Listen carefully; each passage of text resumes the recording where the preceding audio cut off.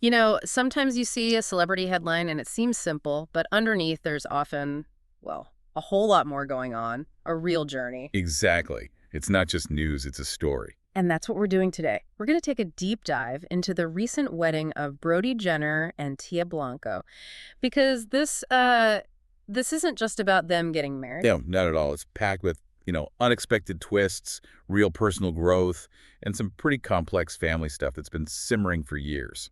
So we've looked at reports from people, page 6, gathered all the details, and the idea here is to really pull out the important insights, help you see the whole picture beyond just the quick headline read. Right. Get past the surface level. Okay, so let's jump right into the main event. Brody Jenner, he's 41 now, and pro surfer Tia Blanco, who's 28, they officially tied the knot on Saturday, July 12th. hmm And the setting itself says something, doesn't it? It was intimate, held right at Brody's mother's place in Malibu, Linda Thompson's home. Right, yeah, not some huge rented out venue. How many people were there? Reports say around 60 to 70 guests. So yeah, definitely on the smaller, more personal side for a celebrity wedding. And one guest in particular really stands out and hints at that deeper family story we mentioned. Absolutely. Brody's father, Caitlyn Jenner, was there, and given their history, her presence is, well, it's significant.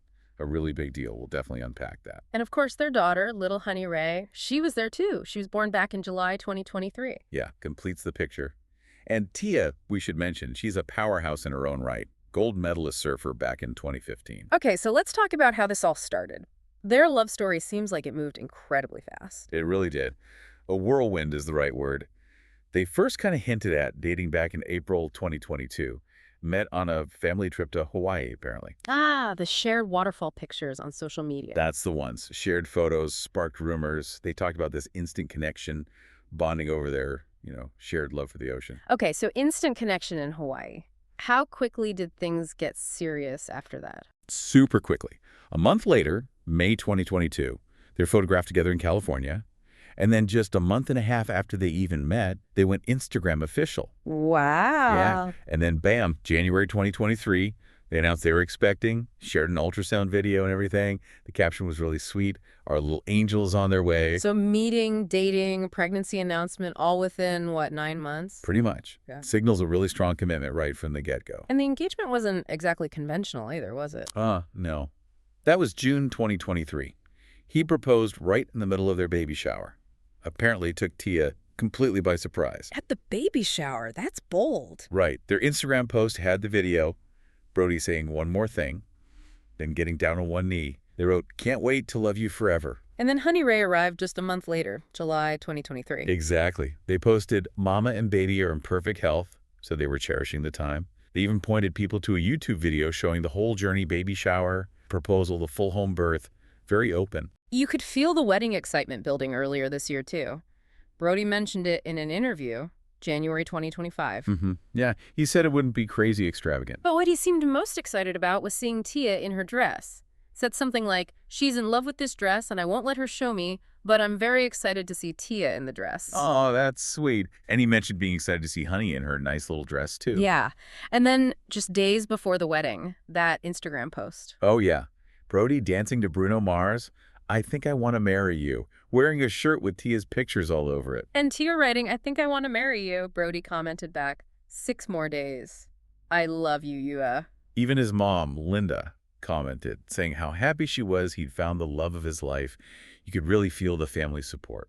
What strikes me here, especially knowing Brody's public persona from the past, is just how certain he sounds about Tia. It feels different. I agree. It's a noticeable shift. He's called her my better half, the most incredible woman I've met in my entire life. Just really effusive praise. He said something about the universe, didn't he? Yeah, I think the universe kind of does things the way it's supposed to. She was the perfect person for me, even acknowledging they got pregnant very fast. After only a year together, he was still emphatic. She's the right one, and I know that with all my heart. That's powerful. It really is. And you see that reflected back from Tia, too, like his Mother's Day post for her in May. Right, he wrote, "You've changed everything for the better. Luckiest man in the world." hmm And then her Father's Day post for him in June, saying, "I love every part of you, but you as a dad takes the cake," thanking him for his fierce love, commitment, and dedication to our family. Feels very mutual, very solid. Which brings us back to that significant guest, Caitlyn Jenner. Her being there at 75 for her 41-year-old son's wedding, it's layered. It really is. You have to remember the context. Caitlyn and Brody's mom, Linda Thompson, were married back in the early 80s. They also have Brody's brother, Brandon. And Caitlyn has other kids too from her other marriages, Bert, Cassandra, Kendall, Kylie. It's a big, blended, and sometimes complicated family tree. Exactly. And the relationship between Brody and Caitlyn has been publicly strained for a long, long time. He's talked about it openly. Yeah, I remember that infamous clip from Keeping Up with the Kardashians back in 2013. Brody saying Caitlyn wasn't a great father to me, was never around. That's tough stuff to say publicly. It really is. And it clearly had lasting effects.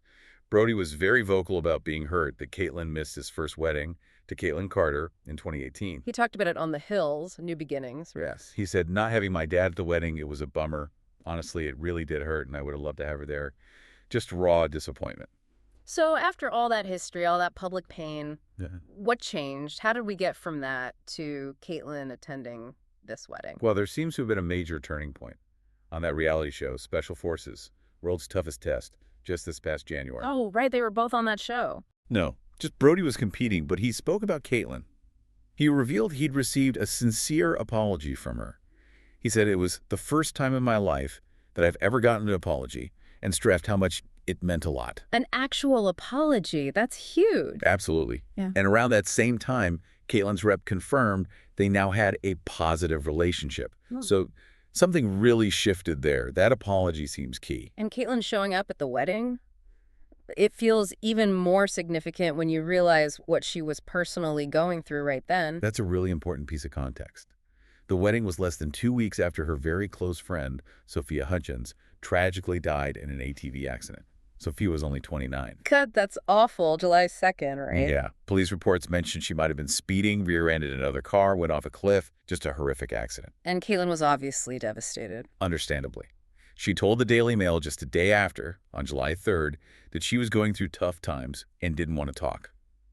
They'd known each other since 2015, met through hairstylists. So for Caitlyn to attend Brody's wedding, supporting him and Tia, while dealing with such fresh, intense grief. It speaks volumes, doesn't it? Yeah. About the importance of family, maybe about the reconciliation they've had. It shows real strength and commitment to being there for her son. And Brody himself seems to have found a way to process all this, to move forward. He said recently they have a great relationship now. He did. In that same January 2025 People interview, he talked about it. And his perspective on Caitlyn's past absences, well, it's quite remarkable. How so? He actually framed it as a sort of favor. He said her not being around much when he was growing up made him determined to be a more present father for Honey. Wow. Turning a negative into a positive motivation. Exactly. He said, I look at it as a positive. Yeah, she wasn't around. Mm-hmm. But I still say I definitely am going to be much more present as a father, and it taught me to be that, so I'm grateful for it. That's incredible maturity. And it ties into his broader philosophy, right, about letting things go. Perfectly. He's been very open about that, saying things like, life's too short to hold grudges and to focus on the negative. He really emphasizes letting things go and focusing on the positive things about life and about relationships. So the apology helped, but he also seems to have done the internal work to forgive regardless. It sounds like it. He stated it plainly. She apologized. We've talked, we've hashed it out. She's regretful, and I forgive her for that. He even added understanding, saying she was going through a lot of stuff as well. None of us are perfect. You just have to just let those things go and move forward. There's so many beautiful things in life. Why hold grudges? It's quite a statement. It really is a powerful testament to forgiveness and moving on. So when you peel back the layers on this one celebrity wedding, it really goes deep, doesn't it? We started with a marriage announcement. And ended up exploring this incredibly fast love story that became a family unit, a major reconciliation between a father and son after years of public strain. And seeing how personal resilience shows up, even in the face of really recent tragic loss. It just shows how these public moments often reflect these universal human experiences, navigating complicated histories, finding forgiveness, choosing connection. It really makes you think. Brody's whole philosophy of letting things go, focusing on the positive, what does that bring up for you in your own life when you think about past hurts or difficult relationships? Definitely something to reflect on. It's not always easy, but his story shows it's possible and maybe really important for moving forward.